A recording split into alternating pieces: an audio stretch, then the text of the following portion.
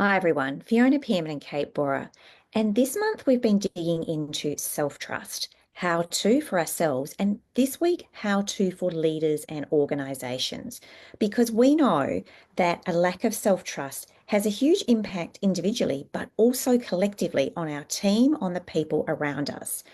The more we can build that ability to trust ourselves, the more we can get in good contact with that, the more likelihood we're going to build the dynamics where we can be accountable with each other, where we can rely on each other to deliver, and where we can support each other so that we deliver what's required for our team across the organisation. Yeah, I think it's a really important conversation. And surprisingly, it's taken us a little while to get here, particularly in context of the conversation around confidence. But helping people to understand where it is that a lack of trust in self is playing out, is impacting how they're showing up, the value they're contributing.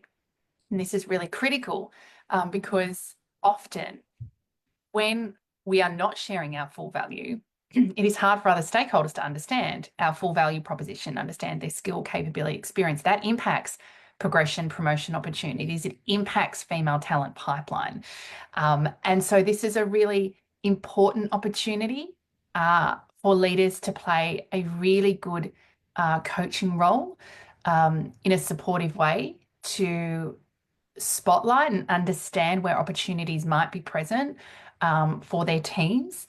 And then be able to support them to be able to what we talk about take small acts of confidence to start to calibrate their perspectives and their new ways of operating within the organization as well.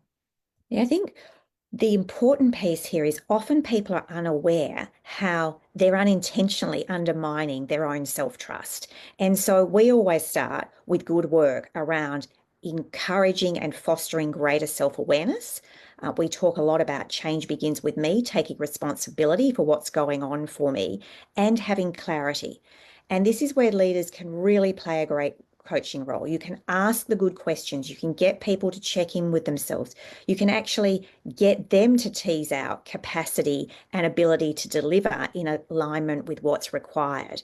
And the more we do this, the more the team starts to build that recognition, that consciousness around what it is I can and can't do and how to have good conversations around that.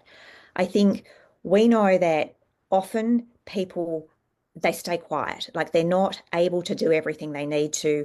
They sort of almost pretend, oh, yes, I can get that done, I can get that done. And it leads to all sorts of problems down the track. So having the dynamic and the ability to create safe, open places where people can talk about what's going on for them, where we can make good decisions about what we're going to prioritize, and therefore we can hold accountability because everything's open and on the table rather than things being, oh, I didn't know we needed to do that. We hadn't had the good conversation early. And so there's confusion about what matters most. And the more we dig into having those explicit conversations early, the more likelihood we have of delivering to the agreements that we've set. Yeah, I think this is critical in terms of giving people permission not to have all the answers, to normalizing that that's just part of really business as usual for all professionals, that it's not a reflection of how good they are. It's not a reflection of their identity. So our ability to create that psychologically safe space that does all of those things and that will help start to calibrate and change some of those beliefs that have been running the show, right? Which is I need to get it perfect. I can't get it wrong. This leads into, really building a culture around growth mindset, redefining, it's okay not to have it all in every moment, not to answer every question, to get things wrong.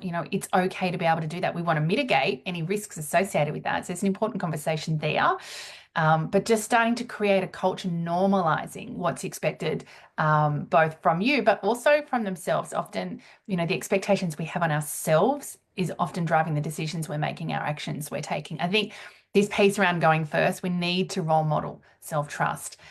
We need to be able to, demonstrate that we don't have all the answers all the time. And so that really talks about living and breathing and walking the talk around growth mindset. I think some of these things are easy to say, and what we hear, the feedback we hear from a lot of people in organizations where maybe that's held as a cultural proposition is they say it, but that's not the experience, right? You know, the safe to fail, no blame culture. We say that, but that's not the experience of people. So it's really important that we get the alignment between, you know, what we say and what we do, so that absolutely we can leverage the opportunity that comes when we are able to facilitate a growth mindset culture.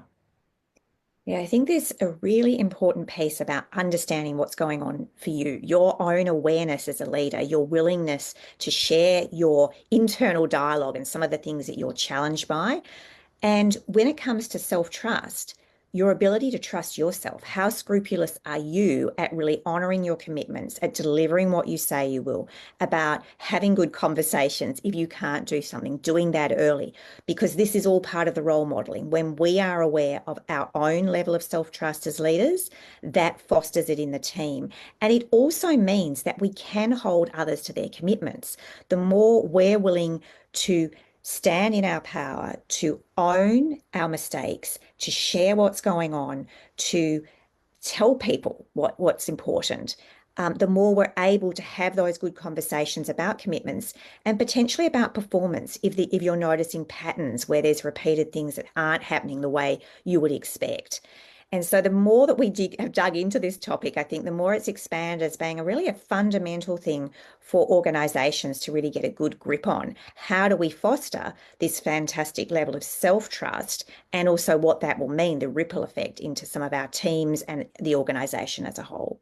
Yeah, I'm thinking about one of our clients who's recently been through the program, who is a team leader, and she talked a lot as she was leaving the program around, you know, her ability to trust herself was part of role modeling that for her team. Giving herself permission not to get it right was role modeling that for her team. So, you know, we know that this work, you know, impacts individuals, but equally if they're leaders, it's a really critical part of the opportunity that they have to be able to give permission, normalize, and coach their own people. I think the other critical piece, it's really hard to trust someone if they don't trust themselves.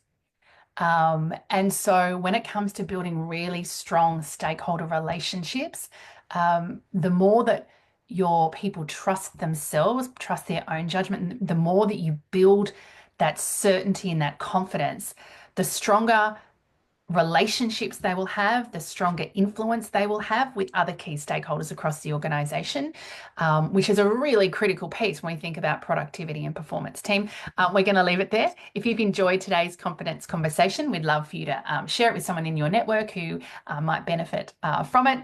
If you'd like to see more of our confidence conversations, head over to our YouTube channel, nearly 350 videos, all allocated into playlists. So if you want to dig deeper or binge any content, lots of stuff, including the previous three videos in this sequence, or this topic around self-trust, really a fabulous one to circle around. And if and when you're ready to go deeper with your relationship with core confidence, visit our website, coreconfidence.com.au.